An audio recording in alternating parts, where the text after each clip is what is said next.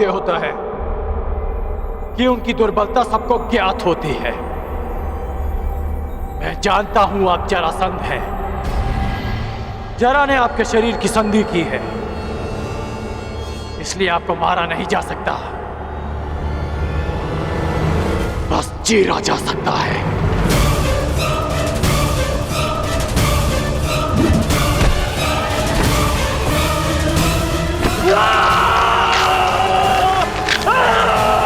रुक जाओ कर, मैं पराजय स्वीकार करता हूं।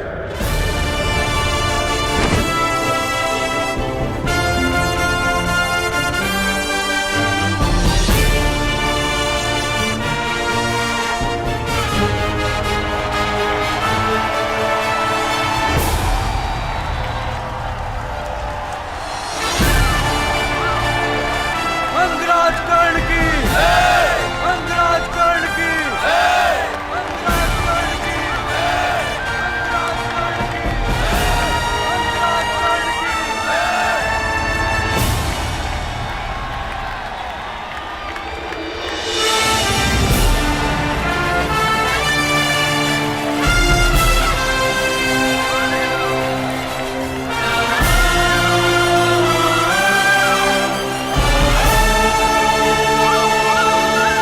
हमारे राजा खंड की, हमारे राजा खंड की, हमारे राजा खंड की, हमारे राजा खंड की, हमारे राजा खंड की, हमारे राजा खंड की।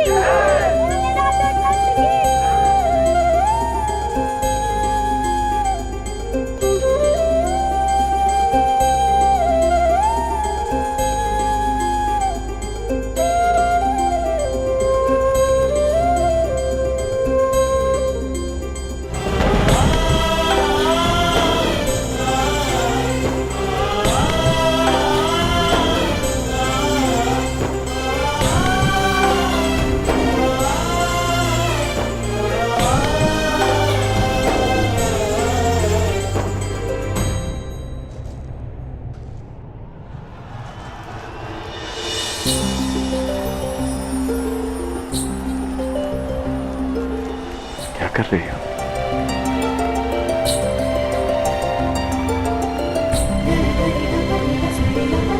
बस जांच रही हूँ कि जिसे अंक का मुकुट पहनाया जाएगा उसका मुख मेरे कर्ण से मिलता है ना, कहीं उसके मुख पर घाव तो नहीं लगे।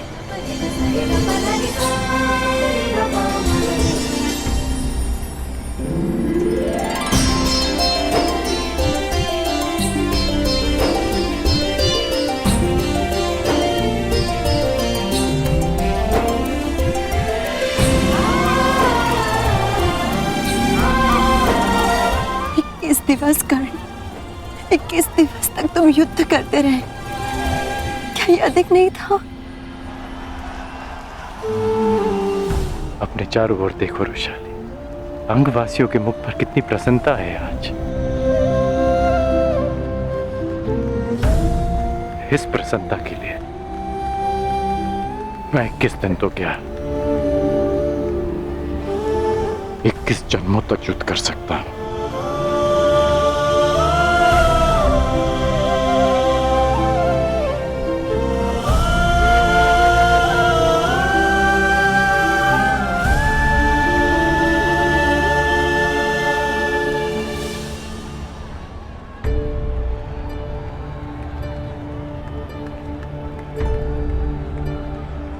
तुमने अच्छा प्रदर्शन किया कर्ण। क्योंकि मुझे अच्छा प्रशिक्षण मिला।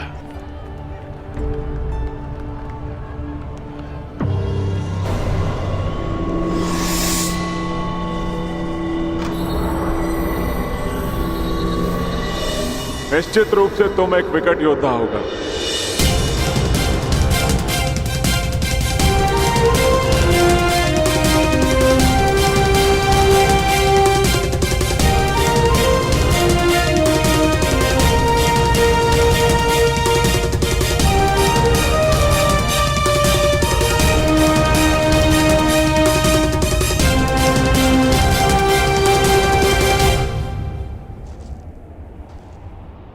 अपने जीवन में तुम जैसे शूरवीर और हठी योद्धा से मेरा आज तक सामना नहीं हुआ,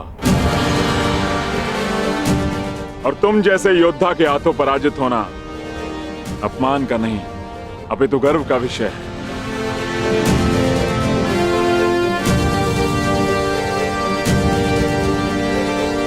संसार जरासंध को बहुत ही कठोर और धुरंधर योद्धा समझता आया है, लेकिन ये बात बहुत कम लोग जानते हैं कि जरासंध शक्ति का पुजारी है।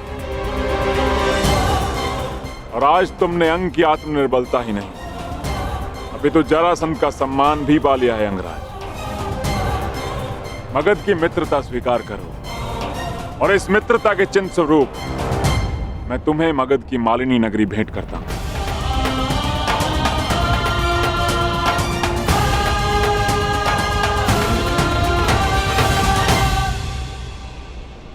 मैं ये स्वीकार नहीं कर सकता मगधराज।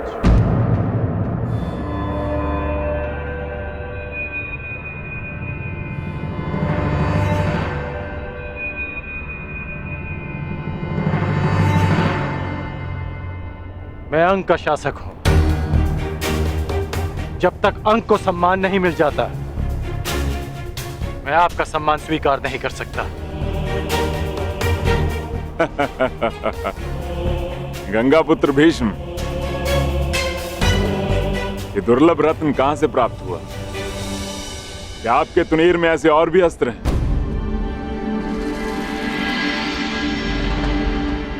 कहिए अंगराज, मैं क्या अर्पण करूं आपको?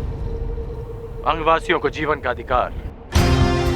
मैं चाहता हूं कि उस बांध को तोड़ दिया जाए जो अंग की समृद्धि को रोक रहा है। अंगराज, ये बांध केवल अंग की समृद्धि का स्रोत नहीं है। यदि इस बांध को तोड़ दिया गया तो मगध अपने एक बड़े संसाधन से हाथ धो बैठेगा।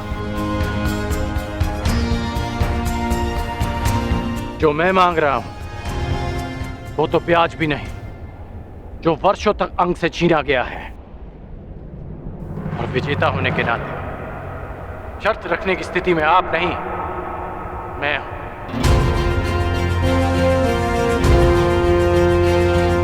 धनुर्विद्या के साथ साथ कूटनीति में भी कुशल हो तुम अंगराज।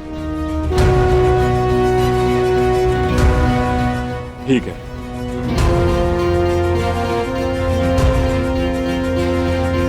परंतु इस मांग के बदले मेरी भी एक मांग है कि मुझे जब भी तुम्हारी सहायता की आवश्यकता पड़ी, तुम एक बार मेरी सहायता करने अवश्य आओ।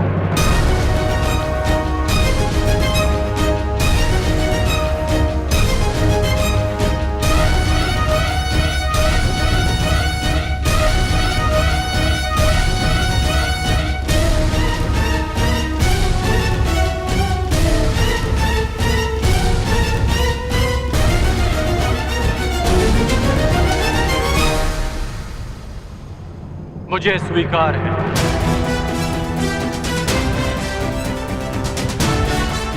तो वचन दिया मित्र, तुम एक बार मेरी सहायता के लिए आओगे और ये जरासंध हर बार तुम्हारी सहायता के लिए प्रस्तुत होगा। तो आप ये बांध कब तोड़ेंगे? आप इस बांध को गिराने के लिए तुम्हारा केवल एक ही बाण पर्याप्त होगा अंगराज।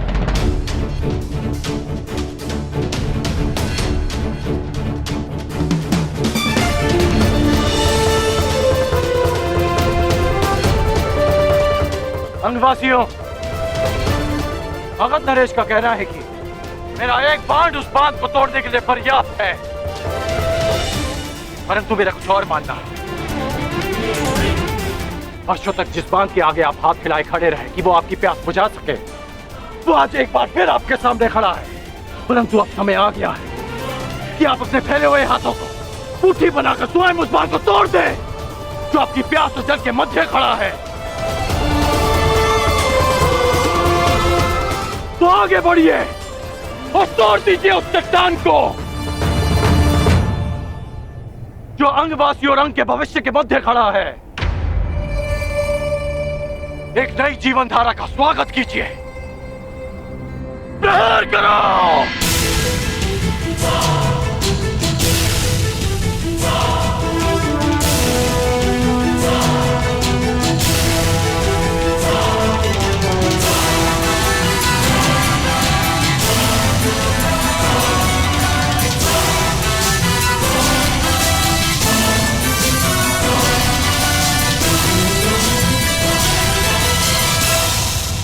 मैंने अपना अनुज और आपने अपना पुत्र खोया, और उस समय हम दोनों असहाय खड़े थे। हम बीते हुए कल को तो नहीं बदल सकते, परंतु जो कल आने वाला है वो हमारे हाथ में है। शोन की मृत्यु का प्रतिकार करने के कई अवसर मिलेंगे मुझे, परंतु ये अवसर आपका है।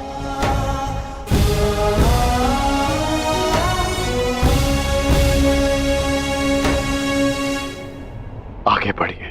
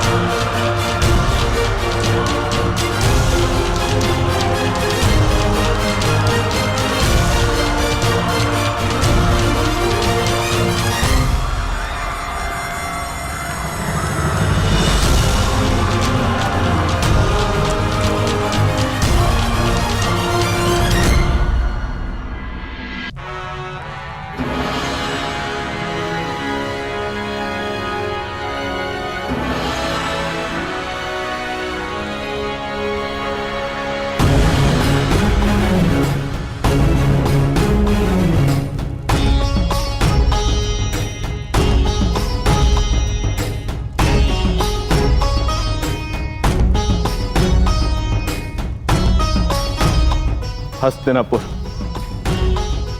अपने युवराज का स्वागत करता है युधिष्ठिर।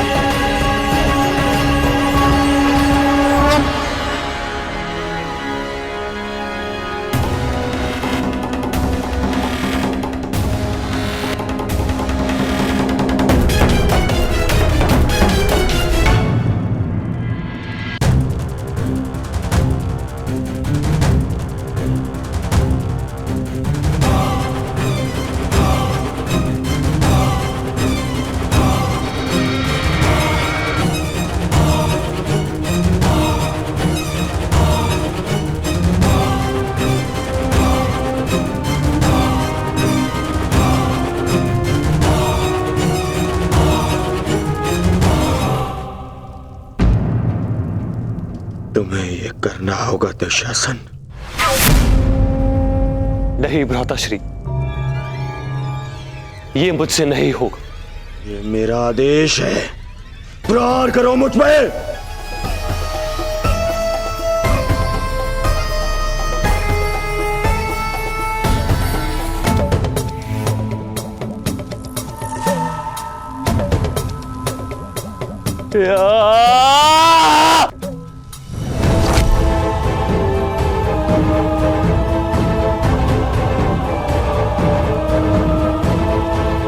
और जोर से।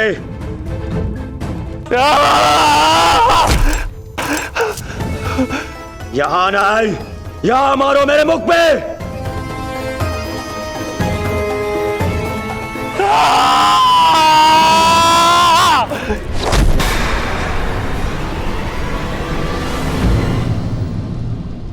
दुर्योधन,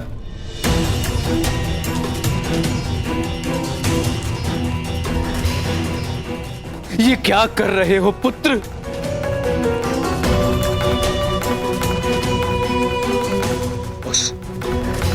प्रहार की पीड़ा को न्यून करने का प्रयास कर रहा हूं जो आपने मुझ पर किया है। शासन, मारो मुझे।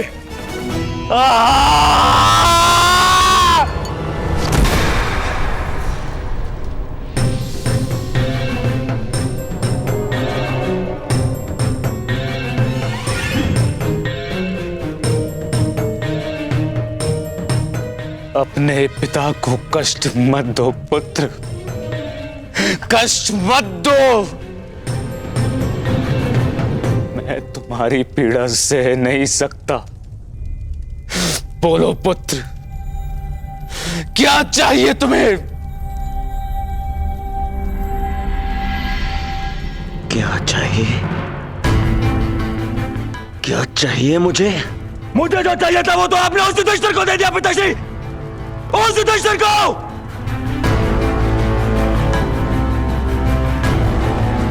उस युवराज पद पर मेरा अधिकार था। उस मुकुट पर, उस मुकुट पर आपके ज्येष्ठ पुत्र इस दुर्योधन का अधिकार था। क्यों किया आपने ऐसा पिताश्री, क्यों? मैं विवश था पुत्र, विवश था मैं, क्योंकि पांचाल नरेश को उन पांडवों ने पराजित किया। परंतु तुम व्यथित क्यों हो पुत्र? युधिष्ठिर अभी केवल युवराज बना है, सम्राट नहीं। और एक युवराज को कभी भी, कहीं भी, किसी के भी आक्रमण का उत्तर देना पड़ सकता है पुत्र। युधिष्ठिर को युद्ध में मैं भेजूंगा, मैं। और युद्ध में प्राण तो किसी के भी जा सकते हैं ना पुत्र।